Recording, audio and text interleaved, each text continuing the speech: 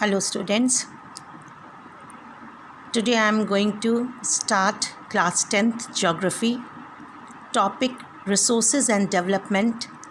Under the topic of resources and development I have taken conservation of soil.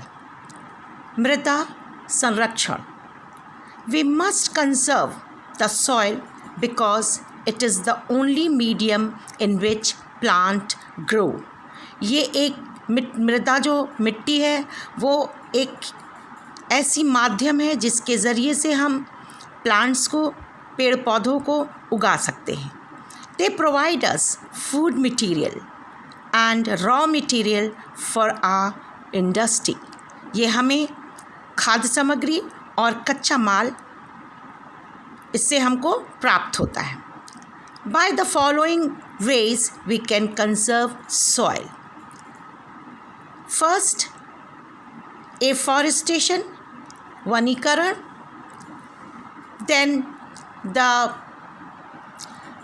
prevention of overgrazing of pasture by restricting the number of cattle. चरागाह को कम करना, जानवरों को खेतों में कम चराना. Next is planting of shelter belt to check wind force. पेड़ पौधों को उगाना जिससे कि हवा की जो रफ्तार है वो कम हो जाए. Practice of terrace farming in hilly areas like contour ploughing, multiple cropping, strip cropping and the crop rotation. Next, check dams and the embankment to control water flow of protecting soil. हमें बांध बनाने चाहिए और तट बांध बनाने चाहिए पानी के किनारे जिससे कि हमारा सॉइल मिट्टी प्रोटेक्ट हो सके. We must take care of our resources. For this, proper planning and it is very important because this is the medium of everything like food, shelter and clothing directly we receive from the soil only. There is no scope for wastage, so we can protect it. In fact, waste should be properly utilized. And without awareness, the human effort conservation is not possible. इसलिए हमें जागरूकता के साथ soil को, मिट्टी के जो कटाव है उसको रोकने की कोशिश करनी चाहिए. Now I will start. The next topic is resource planning. Planning is very important. Without the planning, nothing will be possible. So planning is a technique as to make the strategy. एक तरह से हमें इसके लिए planning करनी है, रणनीति बनानी है for the proper utilization of resources. जब तक कि हम इसको अच्छी तरीके से इस्तेमाल करने के लिए नई तकनीक और रणनीति की को हम ये सब नहीं प्रयोग में लाएंगे, हमारी जो भी रिसोर्सेस संसाधन है ये अच्छी तरीके से हम इसको बचा नहीं पाएंगे. Now resources planning also helps in reducing wastage. It keeps the environment pollution free and conserve for future. हम अपने भविष्य के लिए भी ये संसाधनों को बचा सकते हैं. Resources planning involves 3 stages. First stage, पहला चरण. In this we involve surveying, mapping and the assessing the quality and the quantity of resources. इसकी हम गुणवत्ता और मात्रा को भी ध्यान में रखते हुए हम इसका सर्वे करेंगे, इसकी मैपिंग तैयार करेंगे, इसके बारे में जानेंगे. Second stage involves the assessment of demand and market, important to economy and availability of technology for developing that resources. इस resources के लिए हमें market तैयार करना है ताकि हमारी इकॉनमी अच्छे से चले, और इसके लिए हमें तकनीकी चीज़ों को भी आगे लाना है.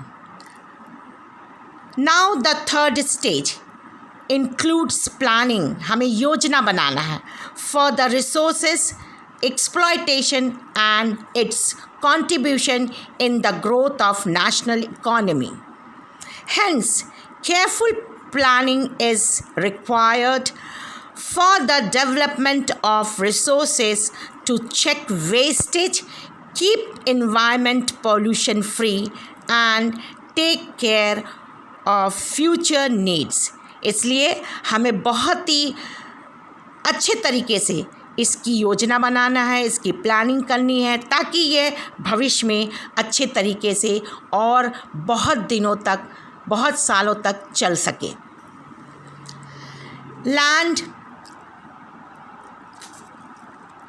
लैंड यूटिलाइजेशन, भूमि की उपयोगिता.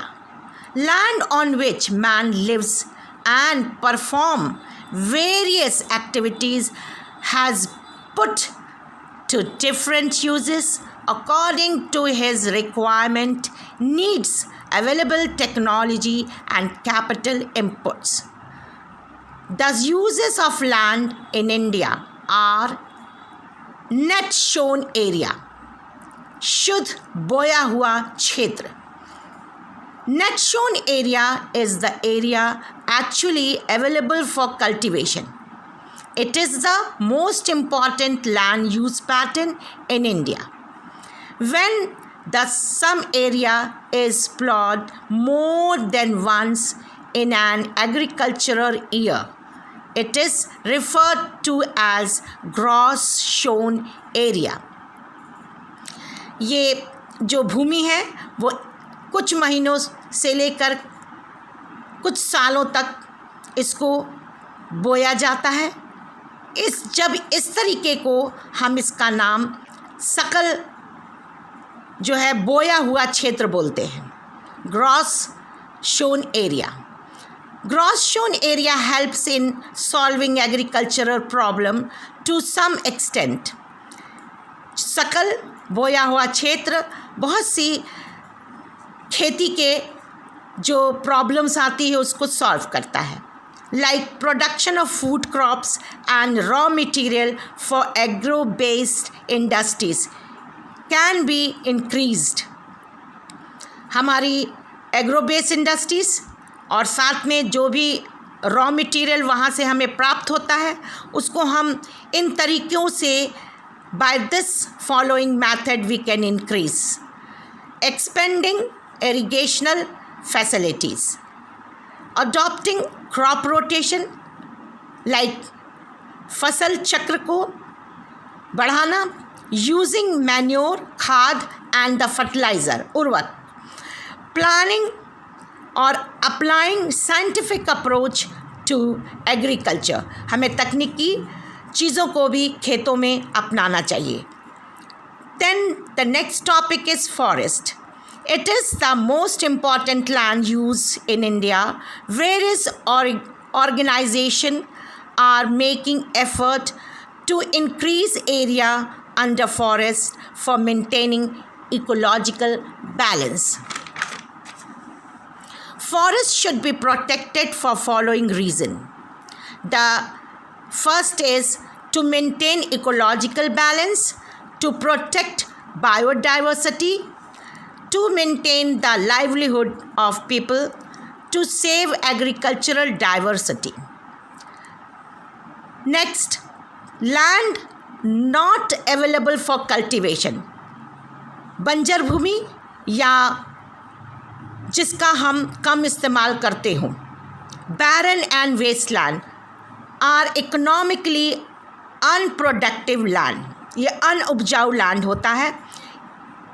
Like sandy, waste, marshy land, rocky, shown covered steep slopes areas. Man is creating wasteland by deforestation, improper farming technique, dumping industrial chemical waste. Next, land put to non-agricultural uses. Like some of the land are not used for the agriculture. कुछ ऐसी भूमियाँ होती हैं जिसमें हम फसल नहीं बो सकते हैं, जिसमें हम जैसे हम उसमें building, commercial complexes, roads, hospitals, stadiums, industries, historical buildings को लेते हैं. These comes under the non agricultural uses. Other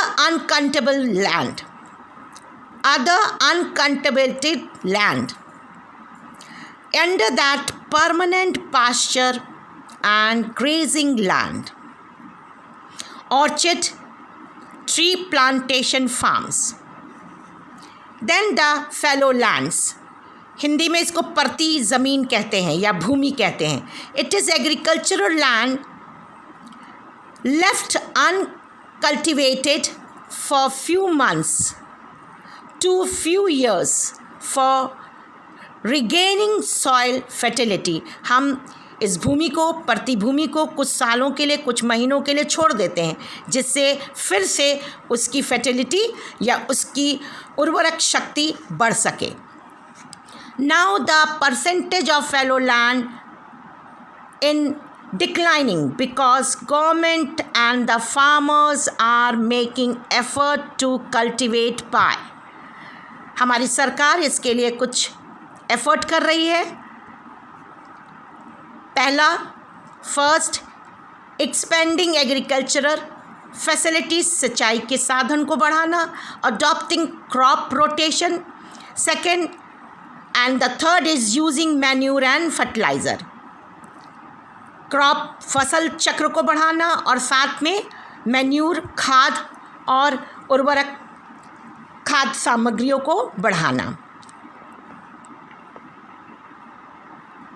Increasing population in the reason for changing land use pattern, which result in exploring new areas for human settlement. Develop transport network, यातायात के साधनों को बढ़ाना. Growing industrialization, reduce forest and pasture lands, use of waste land. Next topic is degradation of land resources. Degradation of land means making the land useless for various activities. Mostly, humans are responsible for land degradation to satisfy the basic requirement of food, clothing and shelter. मनुष्य अपने स्वार्थ के लिए, अपने need के लिए भूमि को गलत तरीके से इस्तेमाल करता है. It is caused by man in the following veg. ये इंसान, मनुष्य इसको किस तरीके से इस्तेमाल करता है. Large scale deforestation to make ways for agriculture, new towns, cities, industries and transportation. Overgrazing of pastures by cattle, sheep and goats. Faulty method of farming. गलत तरीके से फसल उगाना. Next, digging and construction work. हम mining करते हैं, तरह तरह से हम लैंड को कंस्ट्रक्ट करते हैं, बिल्डिंग्स बनाते हैं, इस तरीके से मिनरल्स निकालते हैं ज़मीन के, भूमि के अंदर से, like mining work also. So by this we are degrading the land. The next topic is conservation of land resources. It can be done in following ways. First is afforestation, vanikaran. Second, development of the shelter belt, ashray belt. Third, overgrazing of pasture should be prevented. जहाँ पर हम ज़्यादा चारागाह जानवरों को चराते हैं उस भूमि को उसमें हम जानवरों को कम चराएं.